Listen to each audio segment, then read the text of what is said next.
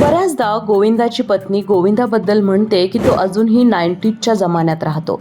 पण 90च्या एका मुलाखतीमध्ये गोविंदा म्हणाला होता, जर मी सुखी असेन तर मी जास्त आनंदी होत नाही किंवा मी दुःखी असेन तर जास्त दुःखी सुद्धा होत नाही. कारण वेळ ही सारखी कधीच नसते. नेहमी पुढे काय होणार हे तुम्हाला अजिबात माहिती नसतं. एका काळी माझे वडील हे चांगले ॲक्टर होते, पण त्यानंतर पुन्हा एकदा आम्ही बिहारला गेलो, गरिबीतून दिवस काढले, पुन्हा मुंबईत आलो. सध्या आता मी काम करतोय. पण याचा अर्थ असा नाही की उद्या माझ्याकडे काम असेलच किंवा उद्या ही श्रीमंती असेल. त्यामुळे मला नेहमी वाटतं जे काम आहे त्याच्यामध्ये आनंद घेत राहा.